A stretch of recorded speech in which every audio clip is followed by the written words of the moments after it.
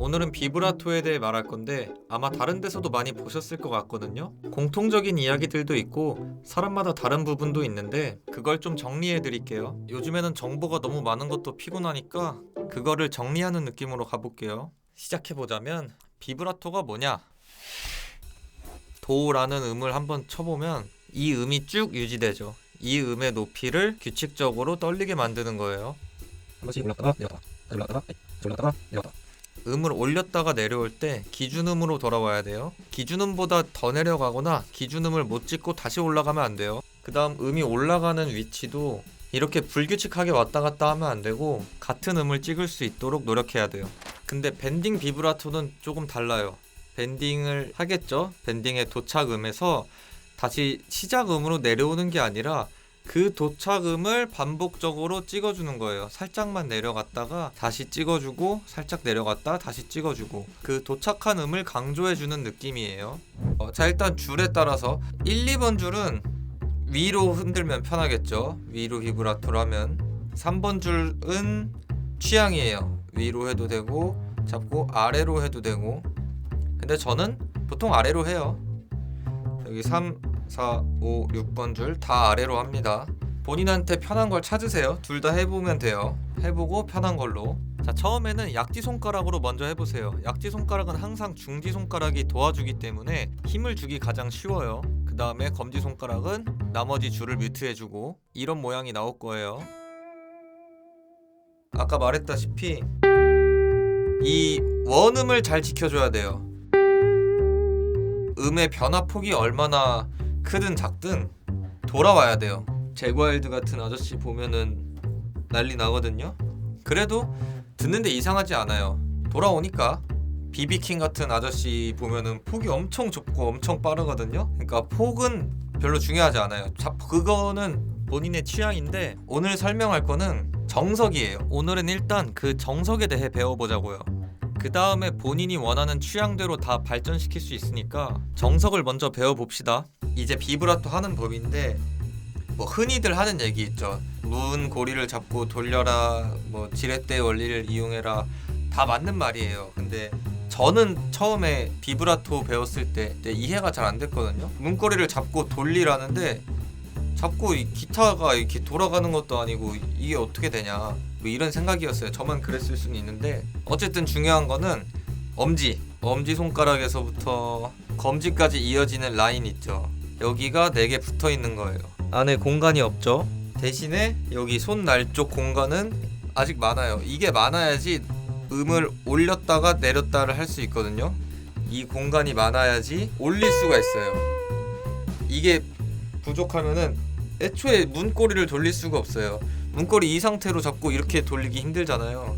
그러니까 최대한 이 상태로 잡고 이렇게 돌리는 거예요. 돌릴 공간이 있어야 돼요.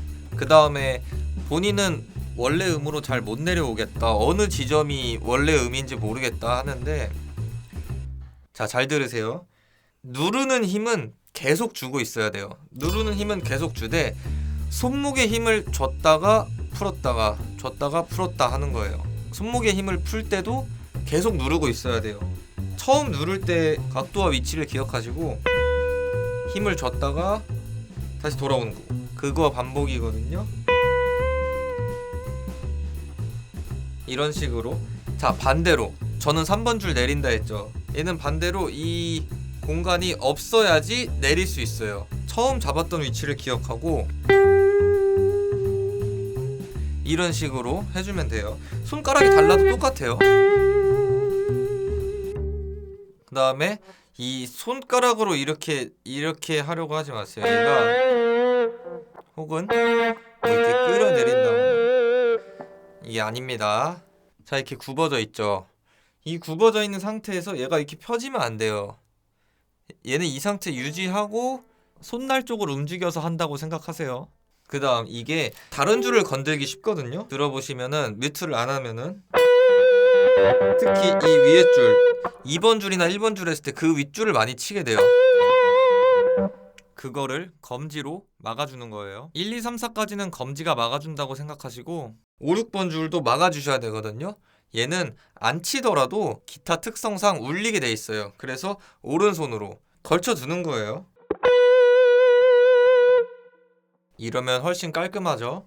저는 연습할 때 60bpm으로 했거든요. 크로매틱 고급 편에서 설명해드렸듯이 60bpm 고정해놓고 리듬만 바꾸는 거예요. 처음에 4분음표로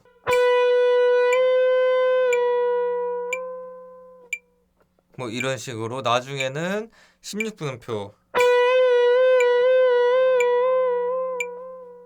처음에는 좀 규칙적으로 하는 거를 꼭 해주셔야 돼요. 왜 그러냐면 막상 실전에 가면은 비브라토 그렇게 길게 할 일이 잘 없거든요. 이런 식으로 짧게 지나가는 경우가 훨씬 많은데 그 짧은 순간 안에서 규칙적으로 해줘야 음악에 잘 묻어요. 얼마 전에 존 메이어 음악을 한번 카피해 본 적이 있었는데 뭐 당연한 이야기지만 엄청 느리게 들었을 때 비브라토 떨림 하나하나가 그 곡에 딱딱 맞는 박자더라고요. 그거를 지키려고 노력해주면 좋아요. 일부러 벗어났는데 하면 뭐 할 말은 없지만 뭐 그런 의도가 없다라고 하면은 일단은 치려는 곡에 맞는 리듬으로 한번 해보는 거예요. 조금 어렵지만 못할 정도는 아니에요. 처음에는 멜로디 칠 때보다 줄을 꽉 눌러줘야 돼서 힘들었는데 그 과정만 지나면 할만해요. 그리고 비브라토 치면 멋있잖아요. 기타 치면 비브라토 정도는 쳐야죠. 아, 밴딩 비브라토. 밴딩 비브라토는 조금 달라요. 아까 말씀드렸다시피 올렸으면은 이 음을 계속 쳐주는 거예요. 손가락에 힘을 빼는 게 아니고 손목에 힘을 약간 빼주는 거예요. 계속 누르고 있어야 돼요. 자, 지금 최고점 이 목표 지점에서의 위치 기억하고 이거를 잠깐 힘 뺐다가 다시 주고. 근데 이게 손목의 힘이지 손가락의 힘이 아니에요. 뭐 안 되면은 댓글로 남겨주시고 뭐 더 듣고 싶은 거나 궁금한 거 있으면 댓글 남겨주시고 잘 해보세요. 화이팅!